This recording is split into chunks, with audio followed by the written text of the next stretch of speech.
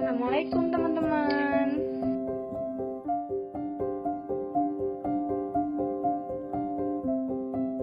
Hai, di Indonesia terdapat banyak peninggalan sejarah pada masa Hindu, Buddha, dan Islam loh.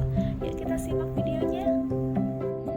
Di video ini akan membahas tentang peninggalan sejarah pada masa Hindu, Buddha, dan Islam di Indonesia.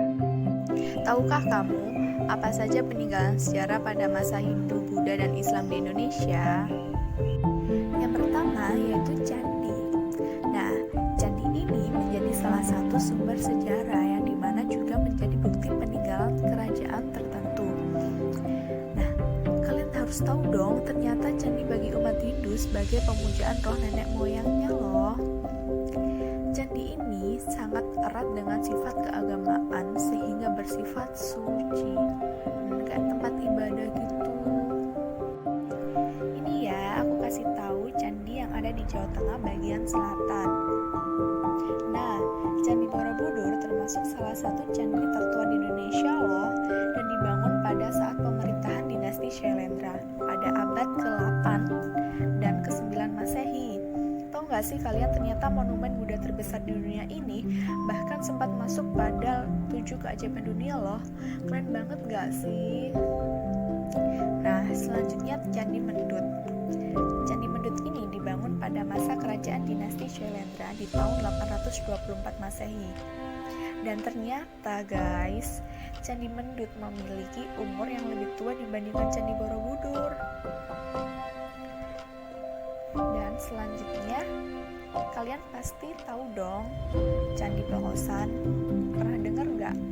Nah, candi ini merupakan sebuah bukti nyata bahwa kekuatan cinta dapat menyatukan batas-batas perbedaan. Keren banget nggak sih ceritanya? Nah, dalam candi ini dibangun dengan Rakai Pikatan yang memiliki agama Hindu sebagai istri tercintanya Pramodia Wardani yang telah masuk memeluk agama Hindu. Keren banget ceritanya. Nah, next, pasti kalian gak asing dong sama yang namanya Candi Prambanan atau Candi Roro Jonggrang yang disuruh buat 1000 candi itu, tapi yang bisa menyelesaikan 990 candi aja.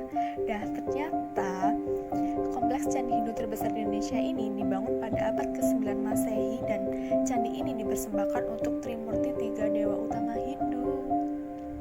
Yuk next. Nah, sekarang kita di Candi Sambisari. Nah, Candi Sambisari ini peninggalan umat Hindu yang berada di Jawa yang ditemukan oleh Dinas Purbakala. Candi ini juga diperkirakan mulai dibangun pada abad ke-9 sekitar tahun 812 sampai 838 Masehi loh oleh Raja Rakai Garung yang merupakan raja dari Mataram kuno dari Wangsa Sanjaya. Untuk yang kedua yaitu prasasti. Nah, prasasti ini disebut juga batu tertulis. Biasanya dibuat untuk mengenang suatu peristiwa yang penting yang terjadi pada masa lalu loh. Pada masa lampau, banyak sekali peristiwa-peristiwa yang dituliskan di atas prasasti. Oleh karena itu, prasasti disebut juga dengan batu bertulis, yang dimana tujuannya untuk mengetahui peristiwa-peristiwa yang pernah terjadi pada masa lalu. Nah, teman-teman, kalian tahu gak sih, ini loh prasasti tertua yang ditemukan di Indonesia dan berasal dari abad ke-5 loh. Dan peninggalan dari Raja Mulawarman dari Kerajaan Kutai dan peninggalan Raja Purnawarman dari Kerajaan Tarumanegara. Nah, prasasti ini menggunakan huruf Pallawa dan bahasa Sanskerta yang terdiri dari 4 baris syair. Dan lebih kerennya lagi, terdapat lukisan semacam laba-laba serta sepasang telapak kaki Raja Purnawarman. Wow, Raja Purnawarman ini merupakan salah satu raja dari Kerajaan Mataram kuno. Keren banget kan prasastinya. Selanjutnya yaitu arca. Arca atau patung biasanya terdapat dalam sebuah candi. Arca menjadi simbol telah bersatunya raja dengan dewa peninggisnya. Ini salah satu contoh arca yaitu Arca Prajnaparamita yang paling terkenal di dunia, yang diperkirakan berasal dari abad ke-13 Masehi pada era Kerajaan Singasari. Dan ternyata Arca Prajnaparamita ini adalah salah satu mahakarya terbaik seni klasik Hindu Buddha Buddha di Indonesia, khususnya seni patung Jawa kuno. Peninggalan bersejarah yang lain adalah karya sastra. Keberadaan kerajaan Kediri diketahui dari hasil karya berupa kitab sastra. Hasil karya sastra tersebut adalah kitab Kakawin Baratayuda yang ditulisi di Empu Seda dan Empu Panulu. Ini salah satu contoh kitab peninggalan pada masa kerajaan dulu, yaitu kitab Kakawin Baratayuda.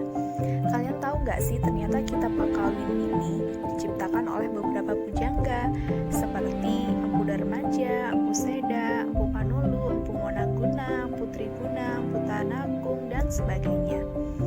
Oh iya, kalian tahu gak sih apa aja amanat kitab ini? Ini aku kasih tahu ya. Amanat kitab ini mengajarkan toleransi antar agama, terutama antar agama Hindu, Siwa, dan Buddha. Kakawin ini diubah oleh Empu Tantular pada abad ke-14. Yuk kita lanjut dengan benda peninggalan bersejarah pada masa Islam. Setelah masuknya agama Islam di Indonesia, bangunan masjid banyak yang didirikan di Indonesia. Kerajaan-kerajaan yang meyakini ajaran Islam mulai membuat masjid sebagai tempat ibadah, yang dimana umat Islam menggunakan masjid untuk beribadah seperti sholat, mengaji, tausiah, dan sebagainya. Tahu nggak sih kalian ternyata masjid-masjid paling legendaris ternyata terdapat di Pulau Jawa loh, seperti Masjid Agung Demak, Masjid Gunung Jati di Cirebon, dan Masjid Kudus. Kita sekarang menuju ke kesenian, di mana tersebarnya agama Islam ke Indonesia berpengaruh terhadap bidang aksara atau tulisan. Nah, huruf Arab juga berkembang menjadi seni kaligrafi yang banyak digunakan sebagai motif hiasan ataupun ukiran dan gambar wayang. Contohnya seni ukir relief untuk menghias masjid. Itu bisa digunakan untuk memperindah masjid seperti itu, dan kita juga bisa mempelajari atau mengenal tulisan Arab. Sekian dan terima kasih. Wassalamualaikum warahmatullahi wabarakatuh.